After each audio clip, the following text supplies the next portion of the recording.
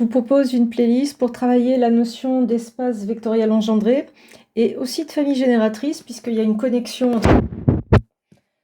Alors un petit rappel, vous l'avez à la fin des vidéos de famille libre, mais voilà, étant donné une famille dans un espace vectoriel E, souvent inusuel, eh bien vect de f, c'est l'ensemble des combinaisons linéaires des vecteurs de la famille f.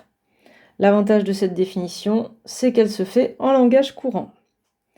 Mathématiquement, si on a en plus déclaré les vecteurs de la famille, alors on peut écrire vect de f comme un ensemble, et c'est un ensemble forme type ou paramétré, où là j'ai fait apparaître les combinaisons linéaires.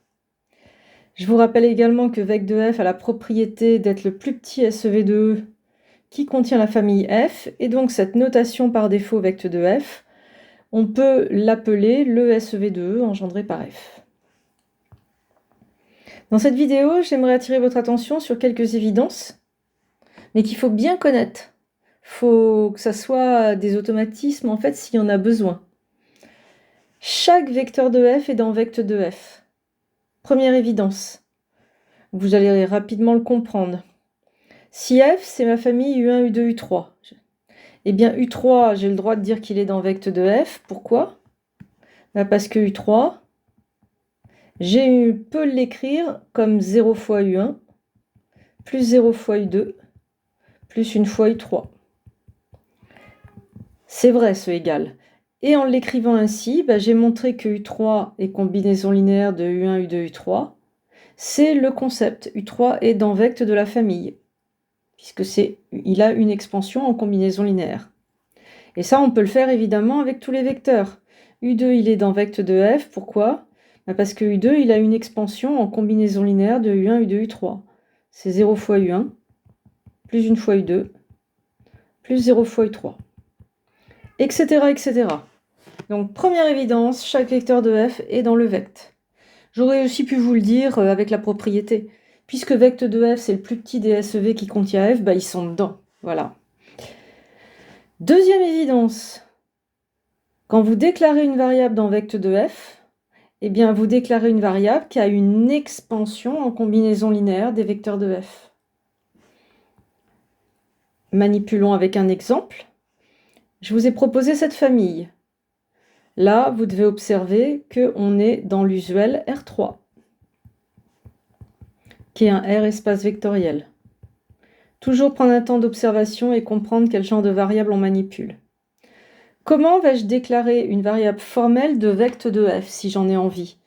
Déjà, comme on est dans l'usuel R3, je pense que baptiser ma variable U, c'est pas idiot.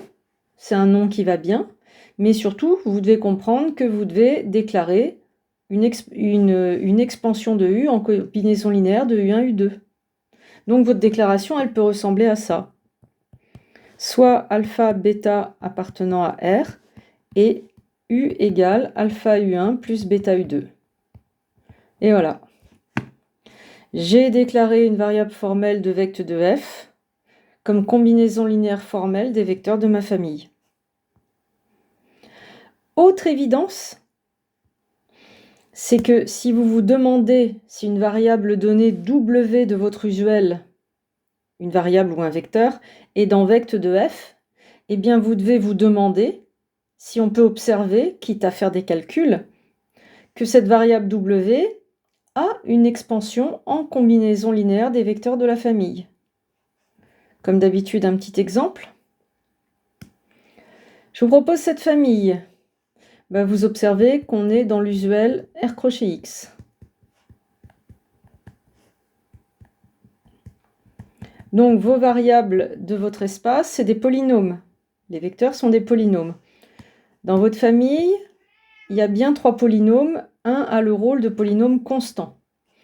Je vous propose une variable de mon usuel, un polynôme.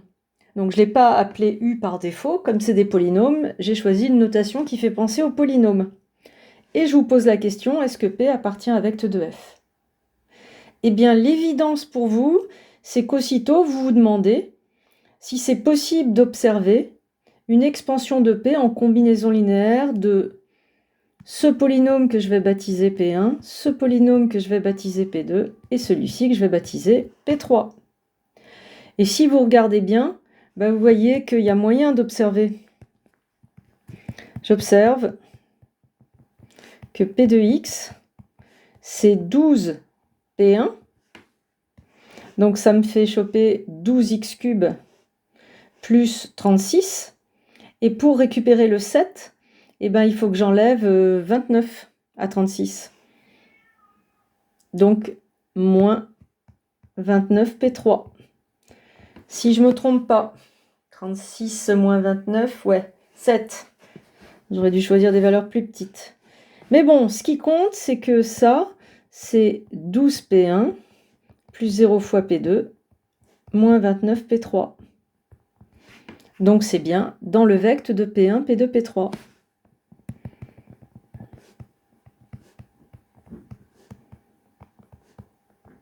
Quand il vous manque un polynôme, c'est pas grave.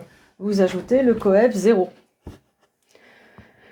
Même question avec ce polynôme. Je vous ai bien donné une variable de l'usuel R crochet X. Et je pose la question, est-il dans vecte de F? Alors je marque un petit temps d'observation. Et je pense que ce qui frappe le regard, c'est qu'il n'y a pas x au carré dans la famille. Donc en fait, je ne vois pas bien comment j'arriverai à le choper par combinaison linéaire, ce x au carré. Donc je suis quasiment certaine que c'est pas possible. Mais pour l'argumenter, je vais faire un peu comme pour les familles libres, si vous avez regardé la playlist. Quand j'observe rien, je vais prouver par le calcul, en faisant apparaître des systèmes, que c'est pas possible d'écrire H en combinaison linéaire de P1, P2, P3. Et donc, voilà. Je vais poser l'équation. C'est alpha P1 plus bêta P2 plus gamma P3 égale, non pas le polynôme nul, mais le polynôme H de x d'inconnu alpha, bêta, gamma. Mais vous voyez, ça ressemble à ce qu'on fait pour les familles libres. Sauf que cette fois, je veux écrire H de x en combinaison linéaire. Et exactement comme dans la playlist des familles libres, la plupart du temps, vous rangerez et vous choperez un système linéaire, mais qui ne sera pas forcément homogène. Donc, j'ai des expansions pour P1, P2, P3, je les utilise. P1, c'est x cube plus 3. P2, c'est x plus 2. Et P3, c'est le polynôme constant 1. Et l'expansion de h, c'est x cube plus x2 plus 3. Je range. Donc un polynôme, je le range par monôme, voilà, et de plus haut degré ici, alpha, x cube, il n'y a que lui. Plus en x, il y a bêta. Et puis il y a une constante, 3 alpha plus 2 bêta plus gamma. Et donc c'est égal à ça. Et comment je produis mon système? Eh bien, je dis que deux polynômes comme ça égaux, c'est que le alpha ici devant le x cube, il est égal à ce que je lis là devant le x cube, c'est le nombre 1 en fait. Là. Donc là, j'obtiens tout de suite alpha égale 1. Bêta,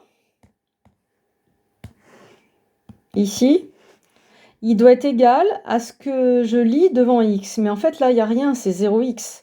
Du coup, bêta vaut 0. Et puis, qu'est-ce que j'obtiens? J'obtiens que là, j'ai du 1 en x2, ça devrait être égal à ce que j'ai en x2 ici.